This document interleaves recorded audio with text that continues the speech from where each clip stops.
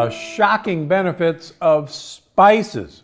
Take 1 teaspoon of this a day. If you're looking for great ways to get more polyphenols in your diet, and you should be, then listen up. It's as simple as making your meals more flavorful by adding some extra seasoning and spices. That's right, just adding a teaspoon of the right spice, you can do a whole lot for your health. Let's take turmeric, for example. Turmeric is big right now. Everybody wants turmeric lattes, turmeric smoothies, turmeric everything. Why?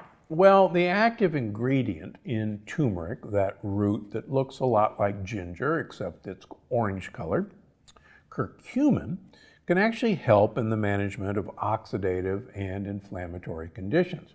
In fact, strangely enough, these compounds, these antioxidant compounds that we eat, and we think about them as anti-inflammatory compounds, unfortunately, most of these don't cross the blood-brain barrier.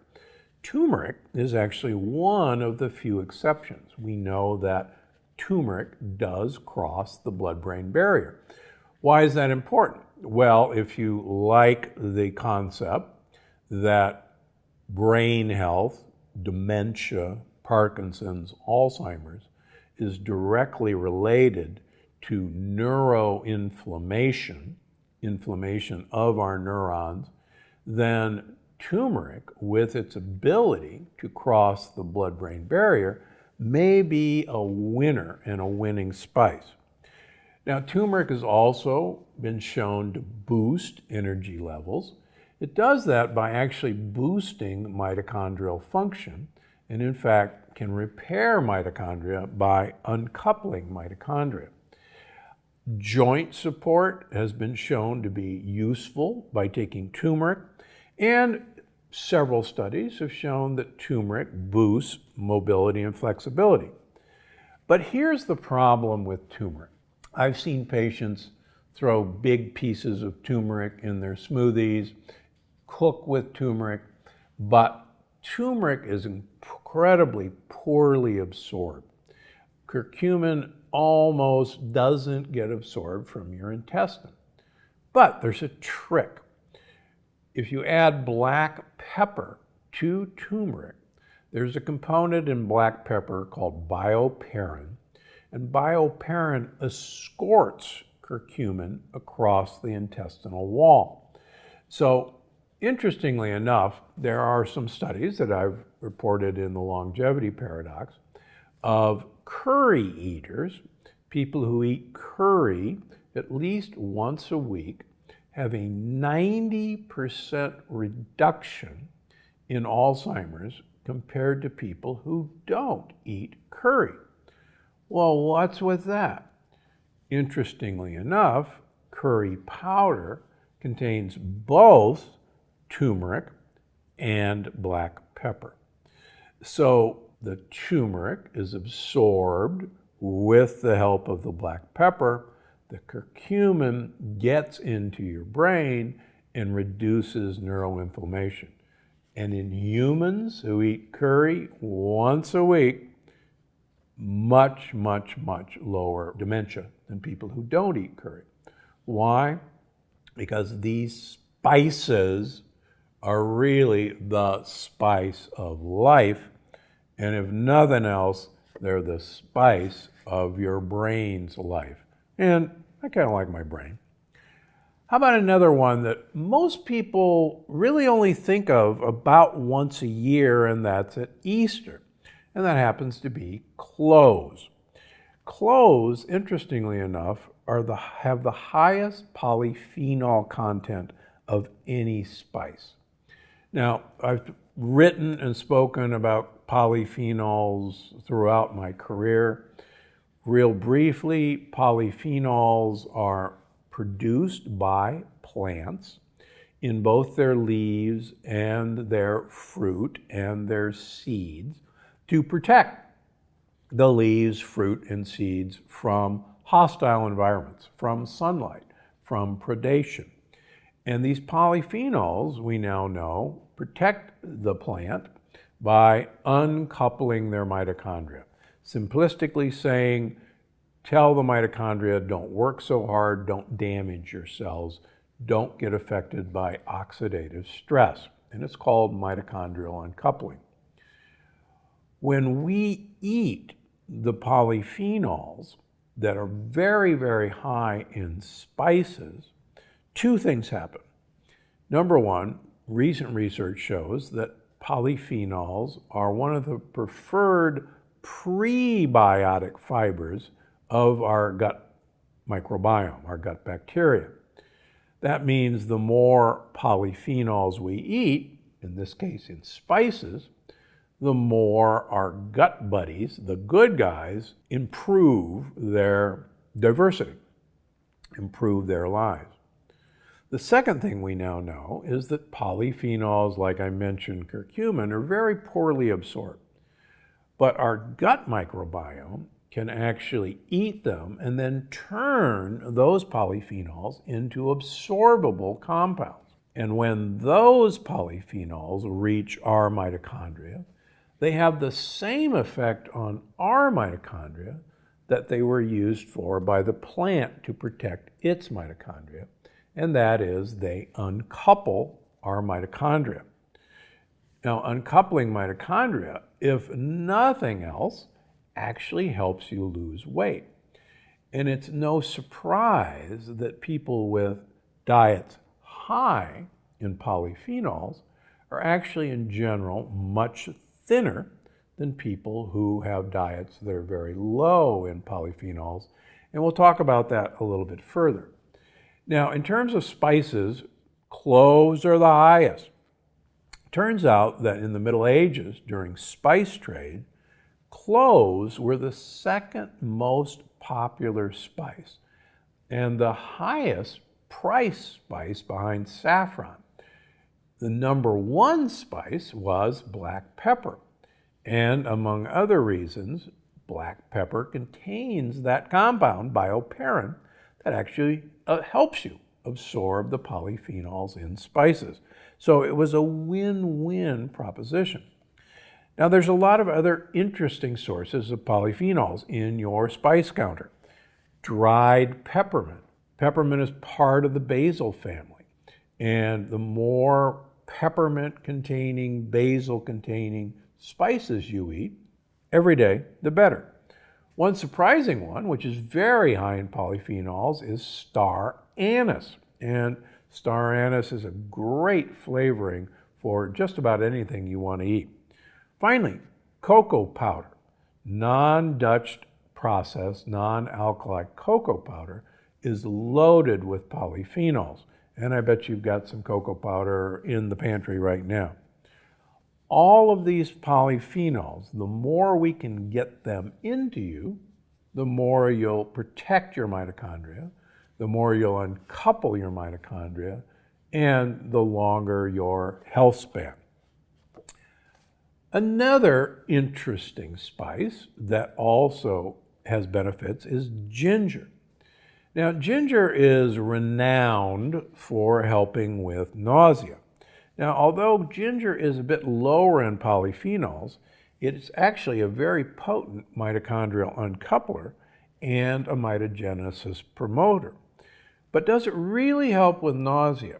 Well, as many of you know, I look at food sensitivities for a great number of my patients with leaky gut and autoimmune disease.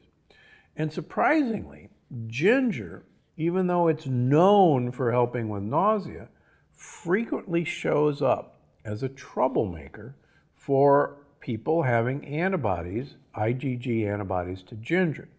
So don't necessarily be afraid of ginger, but if you're doing a lot of ginger tea, if you're adding a lot of ginger to your smoothies or to your cooking, and you still have issues with bloating, with gas, with irritable bowel, try taking ginger out of your diet for a while, and let's see what happens.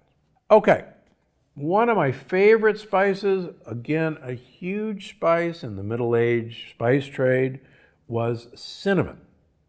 Numerous human studies have confirmed that cinnamon can lower fasting blood sugar levels by anywhere from 10 to 30%.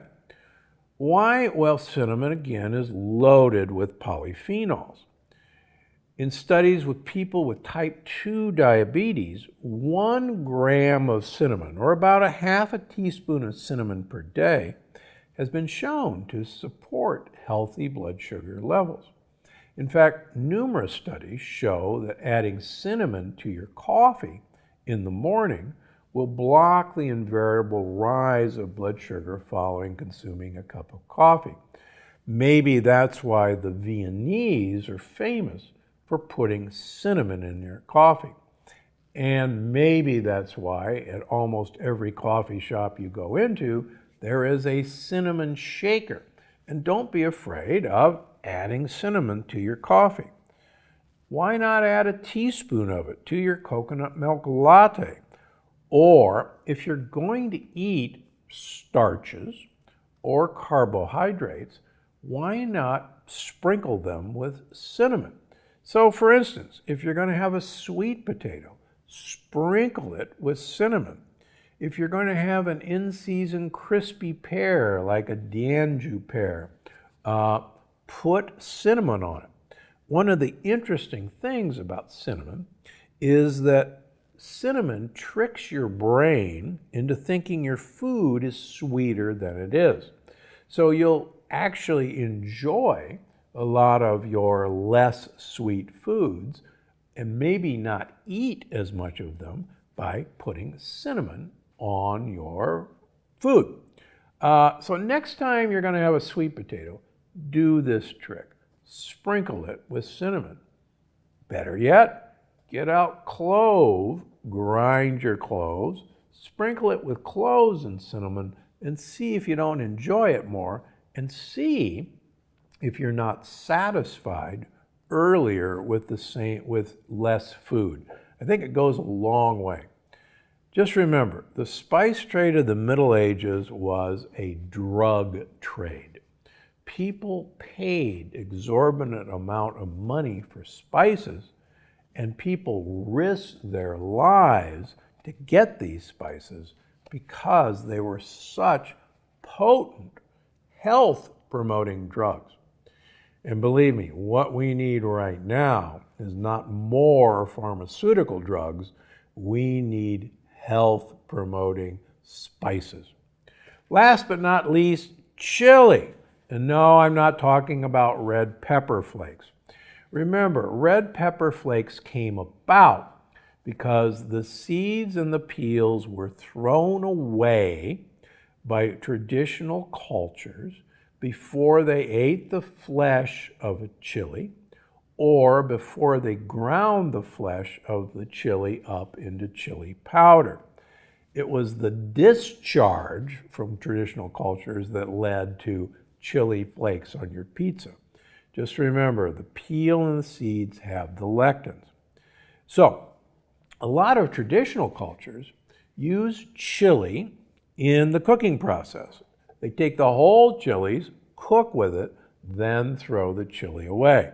They get the benefit, the polyphenols, the capsicum from the chili, but not the discharge.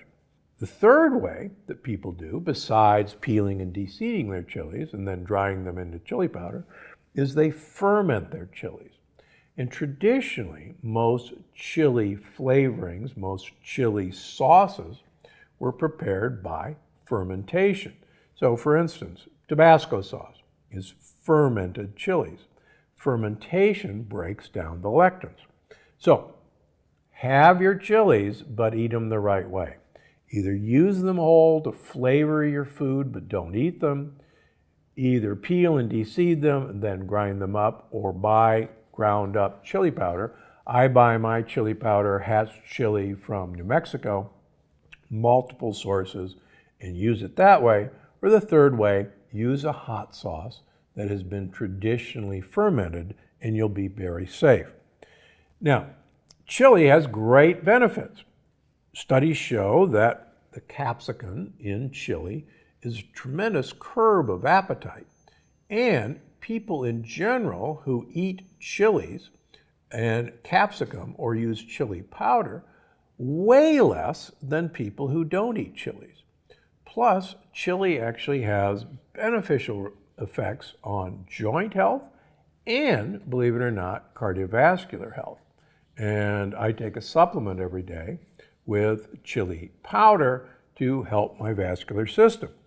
So, however you want to get chilies in, just get them in the right way and you'll see the benefits. Finally, ever notice that when you eat something spicy, like has chili in it, that you begin to sweat?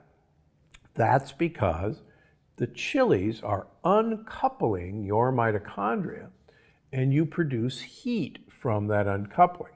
And that, as you know, if you read the last book, Unlocking the Keto Code, is one of the huge benefits of eating polyphenols. And you're seeing it in dramatic fashion whenever you're having spicy food. I think you're going to love this one. Believe it or not, up until about 30 years ago, whole wheat bread was not on the table.